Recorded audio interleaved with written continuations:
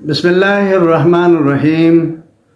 दोस्तों, पारा नंबर 5 सूरह निसा की आयत पर मुश्तमिल है और इस सूरत में अल्लाह के इंतहाई अहम अहकामात और इंतहाई अहम तालीमात मेरे और आपके लिए मौजूद हैं।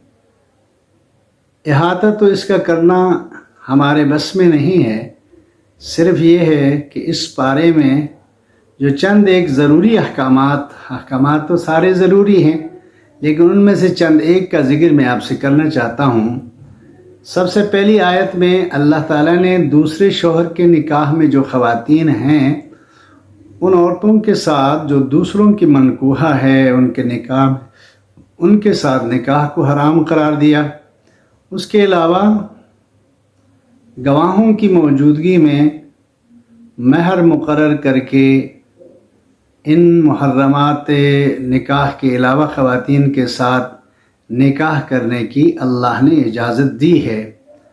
और अल्लाह ताला ने निकाह का मकसद ये बयान किया है कि निकाह से एक मज़बूत ख़ानदानी निज़ाम अल्लाह पैदा करना चाहते हैं।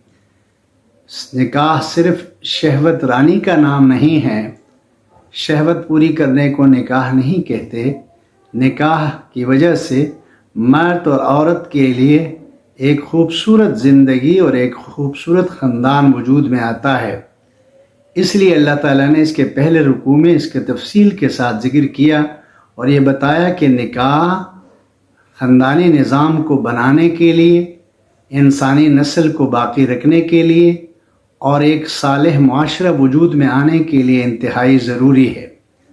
इसलिए अल्लाह ताला ने जिन ख़वातीन के साथ निकाह हराम है उनको ज़िक्र करने के बाद अल्लाह ने जायज़ ख़वातीन, हलाल ख़वातीन जिनके साथ महर और उनको गवाहों की मौजूदगी में इजाब व कबूल करके इंसान अपने निकाह में ले आता है, उनके हलाल होने को अल्लाह ने ज़िक्र किया है। मज़े की बात यह है कि इस सूरत में जो ना भाई 2-3 आयतें ऐसी हैं, एक सवाल इंसान करते हैं कि भाई अल्लाह ताला इस सारे निज़ाम से क्या चाहते हैं, सूरह निसा के अहकामात से अल्लाह का मकसद क्या है। तो अल्लाह ताला ने बड़ा खूबसूरत अंदाज में जो ना इसको ज़िक्र किया है, वल्लाहु युरीदु अन यतूब अलैकुम व युरीदु अल्लज़ीना यत्तबिऊन अश-शहवात अन तमीलू मैलन अज़ीमा। अल्लाह फरमाते हैं कि अल्लाह तो तुम्हारी तरफ मुतवज्जे होके तुम्हें नवाजना चाहता है। अलबत्ता जिन लोगों के हाँ शहवत ही मकसद है वो तुमको सीधे रास्ते से बहकाना चाहते हैं। यानी जो लोग शहवत रानी की बुनियाद पर ज़िंदगी गुजारते हैं वो इंसानों को नेकी के रास्ते से दूर कर देते हैं। इसको जो ना अल्लाह ताला ने इस आयत में ज़िक्र किया है, वल्लाहु युरीदु अन यतूब अलैकुम। अल्लाह ये चाहते हैं कि तुम्हारी तरफ मुतवज्जे हो जाएं, तुम्हारी तरफ तुम्हारी तौबा को कबूल करें। और इसके साथ दूसरी आयत भी ये बड़ी प्यारी है। अल्लाह ने फरमाया कि युरीदुल्लाहु अन युखफ्फिफ़ अन्कुम व खुलिक़ल इंसानु ज़ईफ़ा। और अल्लाह की चाहत ये है कि अहकामात और तालीमात के ज़रिए इंसानों को आसान ज़िंदगी अता करे, लेकिन क्या करें, इंसान जिनसी ख्वाहिशात के मसले में इंतहाई कमज़ोर वाक़ हुआ है। यानी इंसान फितरी तौर पर जिन्स की तरफ ज़्यादा मुतवज्जे होने की वजह से ये इंसान भूल जाता है कि भाई ये अल्लाह के अहकामात का मकसद क्या है। तो मेरे और आपका रब ये चाहते हैं कि हमारे साथ आसानी हो, हमारे साथ जो ना अल्लाह ताला ये चाहते हैं कि हम आसानी महसूस करें। उसके साथ अगले रुकू में अल्लाह ताला ने एक मुसलमानों के माली मामलात का ज़िक्र किया है इन आयात के साथ, या अय्युहल्लज़ीना आमनू ला ताकुलू अमवालकुम बैनकुम बिल बातिल। अल्लाह ने फरमाया कि ईमान वालों, तुम अपने मालों को बातिल तरीके से ना खाया करो। यानी किसी के माल के ऊपर जुल्म और जबर करके, ज़्यादती करके, चोरी करके, डाका डाल के उसके माल को लेकर कब्ज़ा करके और उसको खाने लगो, अल्लाह ताला ने इसको हराम करार दिया। फरमाया कि भाई जानिबैन का राज़ी होना ज़रूरी है और इसके लिए तिजारत है। तिजारत के ज़रिए जो ना हम उसको क्या कर सकते हैं, हम तिजारत के ज़रिए उसको अपने लिए हलाल कर सकते हैं। अल्लाह ने इसका ज़िक्र किया है कि भाई रज़ामंदी के साथ काम किया करो, नाराज़गी वाले कामों की वजह से तुम्हारे آپس میں لڑائی ہو جائے گی۔ اس سے بچنے کے لیے مال کو اچھے طریقے سے ایک دوسرے سے راضی ہو کر اس کی تجارت کی لائن میں آ کر اس کو استعمال کر سکتے ہو۔ کسی کے مال پر ظلم، زیادتی، چوری، ڈاکہ یا غصب یا غبن کر کے اس کو استعمال کرنا میرے اور آپ کے دین میں اللہ نے اس کو حرام قرار دیا ہے۔ اگلی آیت میں اللہ تعالیٰ نے ایک خوبصورت اصول بیان کیا ہے، الرجال قوامون علی النساء بما فضل اللہ بعضهم علی بعض وبما انفقوا من اموالہم۔ اللہ تعالیٰ یہ فرما رہے ہیں کہ میں نے مردوں کو عورتوں کا نگران بنایا ہے، نگہبان بنایا ہے، یعنی مرد حضرات کی یہ ذمہ داری ہے کہ وہ خواتین کے لیے نگرانی کا فرض انجام دیں۔ اللہ فرما رہے ہیں کہ میں نے بعض کو پر اسی طرح کی فضیلت دی ہے، اور ایک فضیلت مرد کو اس وجہ سے بھی حاصل ہے، یہ کما کے اپنے بیوی کو کھلاتا ہے۔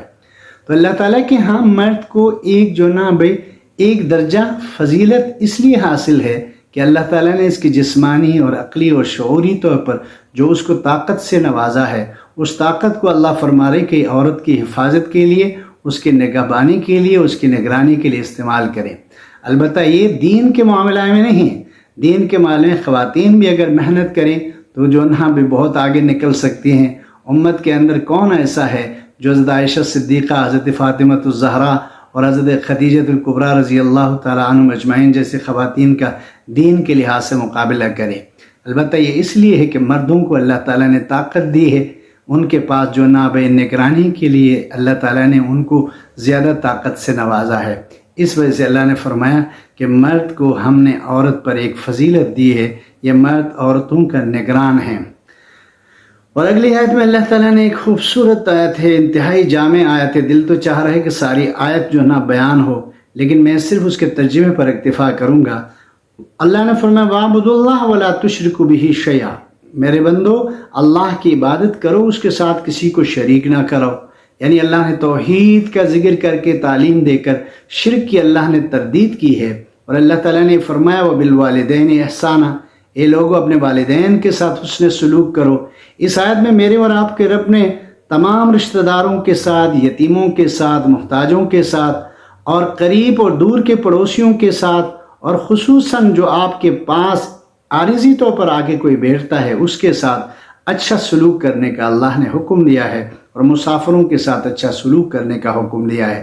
یہ آیت انتہائی جامع ہے، خصوصاً اس معاملے میں کہ اللہ تعالیٰ نے اس میں انسانی حقوق کو انتہائی خوبصورت انداز میں اللہ نے ذکر کیا ہے، اور خصوصاً اللہ نے یہ فرمایا کہ اگر کوئی عارضی طور پر بھی تمہارے پہلو میں آ کے بیٹھ جائے، آدھا گھنٹے کے بعد اس نے اترنا ہے، یا 3 گھنٹے کے بعد اس نے اترنا ہے، یعنی سفر کا وہ دوست جو آپ کے سیٹ کے ساتھ آ کے بیٹھ جاتا ہے، یا سکول اور کالج کا وہ دوست جو آپ کے ساتھ بیٹھتا ہے، اس کا پورا خیال رکھنا ضروری ہے، آپ کی میری وجہ سے اس کو کوئی تکلیف نہ ہو۔ اس کو اللہ تعالیٰ نے اس آیت کا حصہ بنایا ہے۔ پھر اللہ تعالیٰ نے آگے فرمایا کہ اے لوگو یا ایھا الذین آمنوا لا تقربوا الصلاۃ وانتم سکارا، میرے بندو اگر تم نشے کی حالت میں ہو یا تم جنابت کی حالت میں ہو تو تم نماز کے قریب نہ جایا کرو۔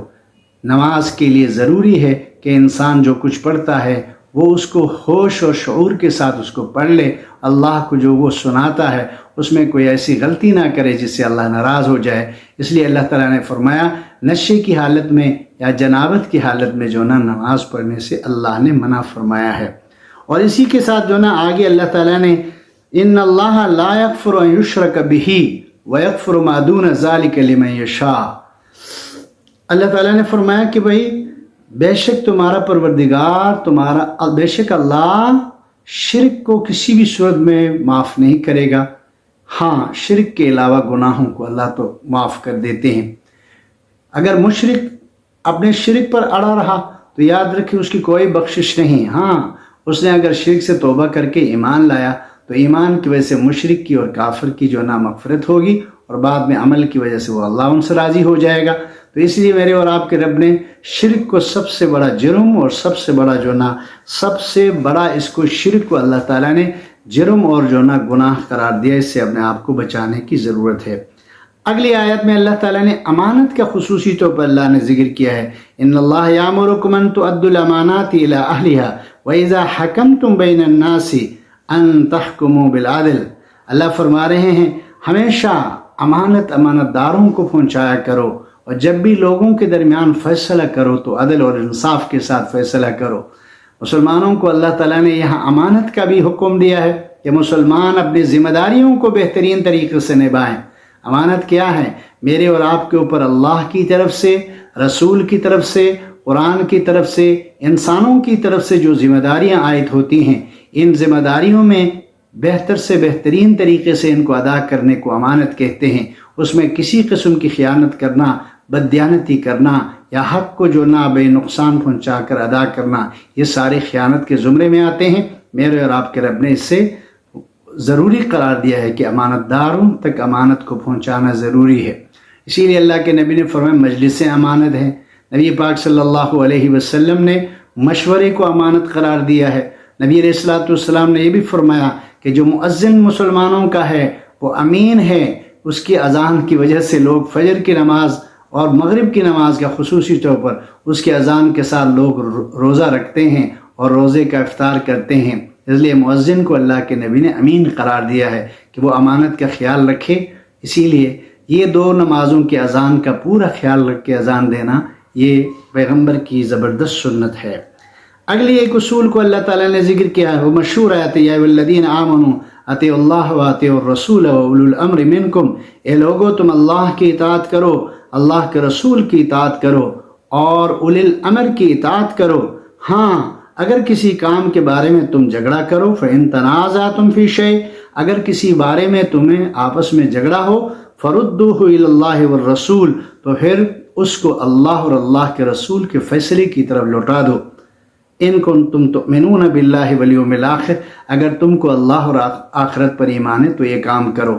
تو اللہ کی اطاعت اور رسول کی اطاعت اصل ہے، اولی الامر کی اطاعت جو نہ بھئی یہ رسول اللہ صلی اللہ علیہ وسلم کی اطاعت کے تابع ہیں۔ یہ اولی الامر چاہے علماء ہیں، یہ اولی الامر چاہے مسلمانوں کے حکماء حاکم ہیں، تو ان کے لیے شرط یہ ہے کہ اللہ کے رسول کی اطاعت پر رہیں تو ان کی اطاعت کرنا ضروری ہے، یا اللہ اور اللہ کے رسول کی اطاعت سے نکل جائیں تو ان سے اپنے آپ کو بچانا بہت ضروری ہے اور ملک کو بچانا بہت ضروری ہے۔ اس کے ساتھ جو نا میرے اور آپ کے رب نے آگے ایک خوبصورت آیت آتی ہے، وَلَوْ أَنَّهُمْ إِذْ ظَلَمُوا أَنفُسَهُمْ جَاءُوكَ فَاسْتَغْفَرُوا اللَّهَ وَاسْتَغْفَرَ لَهُمُ الرَّسُولُ لَوَجَدُوا اللَّهَ تَوَّابًا رَحِيمًا۔ اللہ تعالیٰ نے فرمایا کہ بھئی اگر یہ لوگ اپنے آپ پر ظلم کریں اور اے نبی جی آپ کے پاس آئے اور اللہ سے معافی مانگے، اور آپ ان کے لیے جو نا مجھ سے معافی مانگے، یعنی مجھ سے آ کے آپ کے پاس آ کے مجھ سے یہ معافی مانگے، توبہ کریں، یا یہ لوگ آپ کے پاس آئیں اور آپ کے ذریعے دعا کروائیں اپنے گناہوں کی معافی کا، تو اللہ فرما رہے ہیں کہ مجھ سے بھی معافی مانگیں گے تب بھی میں ان کو معاف کر دوں گا، اور میرے رسول کے ذریعے بھی اگر یہ معافی کی درخواست کریں گے تو یہ اپنے رب کو توبہ قبول کرنے والا پائیں گے۔ اگلی آیت فلا وربک لا یؤمنون حتی یحکموک فیما شجر بینہم ثم لا یجدوا فی انفسہم حرجا مما قضیت ویسلموا تسلیما۔ اللہ نے اپنے رب ہونے کی قسم کھائی ہے، بس تیرے رب کی قسم اے نبی جی یہ اس وقت تک مومن نہیں ہوں گے جب تک آپ کے کیے ہوئے فیصلے پر یہ راضی نہیں ہوں گے۔ یہ اللہ تعالیٰ نے شرط قرار دیا ہے کہ ایک مسلمان حضور صلی اللہ علیہ وسلم کا جو فیصلہ ہے اس کو من و عن قبول کرے، دل سے اس کو قبول کرے، اور اس کے اوپر جو نا بھائی اس کے اوپر اپنے دل سے پورا کا پورا راضی ہو۔ ایسا نہ ہو کہ کہیں کسی فیصلے پر دل کے اندر تنگی ہو تو یاد رکھو اس کے ایمان اس کے ہاتھ سے چلا جائے گا۔ پھر اور بھی بہت ساری آیات درمیان میں آتی ہیں۔ اللہ تعالیٰ نے منافقین کا ذکر کیا ہے اس صورت میں، یہودیوں کا، عیسائیوں کا، مدینہ منورہ کے سچویشن میں جتنے لوگ تھے اللہ تعالیٰ نے ان کے بارے میں اس صورت کے اندر تفصیلی احکامات دیے ہیں، اور پھر اللہ نے وہ خوبصورت آیت نازل اس آیت میں اس پارے میں موجود ہے، من یطع اللہ والرسول، جو انسان اللہ اور اللہ کے رسول کی اطاعت کرتا ہے، پیروی کرتا ہے، فاولئک مع الذین انعم اللہ علیہم من النبیین والصدیقین والشہداء والصالحین وحسن اولئک رفیقا۔ میرے محترم دوستو، اس آیت کے اندر بڑی جامعیت ہے۔ اللہ نے فرمایا کہ جو اللہ اور اللہ کے رسول کی اطاعت کریں گے یہ قیامت کے دن ان لوگوں میں جن پر اللہ نے انعام کیا ہے، نبیوں میں سے، सिद्दीकीन में से, शुहदा और सालिहीन में उठाए जाएंगे। यानी अल्लाह और अल्लाह के रसूल की इताअत करने वाले उन लोगों में शामिल हैं जिन पर अल्लाह ने इनाम नाजिल किया है। और ये एक मुसलमान के लिए इंतहाई जो ना खूबसूरत उम्मीद इसके जो ना वे इस आयत के अंदर मौजूद है कि हम अल्लाह और अल्लाह के रसूल की इताअत करेंगे तो अल्लाह ताला हमारा हश्र भी नबियों के साथ, सिद्दीकीन के साथ, शुहदा के साथ, सालिहीन के साथ करेंगे। और आज दरमियान में फिर अल्लाह ताला ने मुख्तलिफ अहकामात को जिक्र किया है। क़त्ल अमद के बारे में अल्लाह ने अहकामात दिए हैं। क़त्ल जो जानबूझकर किसी इंसान को कत्ल करता है उसके बारे में इंतहाई सख्त अल्लाह ताला ने वईद सुनाई है कि उसके ऊपर अल्लाह की लानत भी होती है, वो जहन्नमी भी हो जाता है, मुस्तहिक भी हो जाता है। इस तरह जो ना बहुत सारे खुसूसन ख़वातीन के मामलात में जब आपस में लड़ाई हो जाए तो अल्लाह ताला ने उनका भी जिक्र किया है कि वो अपने लिए मर्द की तरफ से या औरत की तरफ से बंदे आके सुलह सफाई के लिए उनकी ज़िंदगी को बचाने की कोशिश करें। इसको मेरे और आपके रब ने जिक्र किया है। दरमियान में अल्लाह ने जिहाद के ऊपर तफसीली अहकामात दिए हैं और जो ना भाई हिजरत के वाक़यात को भी अल्लाह ताला ने इस पारे में अल्लाह ने तफसील के साथ जिक्र किया है। लेकिन मेरे लिए और आपके लिए इंतहाई खूबसूरत हुक्म 5वें पारे की आखिरी आयत है। अल्लाह ताला ने फरमाया मा यफ़अलुल्लाहु बिअज़ाबिकुम, मेरे बंदो अल्लाह को तुम्हें अजाब देकर क्या मिलेगा। शर्त यह कि इन शकरतुम व आमनतुम, अगर तुम शुक्रगुजार बंदे बन गए और ईमान वाले बन गए तो अल्लाह कभी भी तुमको अजाब नहीं देगा। तो शुक्रगुजारी क्या है? अल्लाह की कदर करना हर जगह और अल्लाह के नबी की कदर करना हर मामले में, तो ये शुक्रगुजार बनता है। और अल्लाह की नियामतों पर अल्लाह की नाशुक्री से अपने आप को बचाया जाए। जितने मुझे और आपको अल्लाह की नियामतें हासिल हैं उन नियामतों को हम अल्लाह का शुक्र करने वाले बने उन पर। आजकल दुनिया में सबसे बड़ा मसला ये है कि इंसान मुसलमान जो ना भाई अल्लाह की नियामतों की नाशुक्री करते हैं। हालांकि ईमान बड़ी नियामत है, इसके ऊपर अल्लाह का शुक्र, इस्लाम बड़ी नियामत है, कुरान बड़ी नियामत है। हमें इतनी नियामतें हासिल हैं कि हम इनको सोच नहीं सकते हैं और इनको गिन नहीं सकते हैं। मेरे और आपका रब मुझे और आपसे जो ना भाई नियामतों पर शुक्रगुजार बनने का मुझे और आपसे मुतालिबा करते हैं। ईमान के साथ अगर हम शुक्रगुजार बन गए तो अल्लाह कभी भी हमें अजाब नहीं देगा। क्यों? अल्लाह ने फरमाया कि वकान अल्लाह शाकिरन अलीमा, बेशक अल्लाह इंसानों के साथ इंतहाई कदरदानी का मामला करते हैं। अल्लाह ताला मुझे और आपको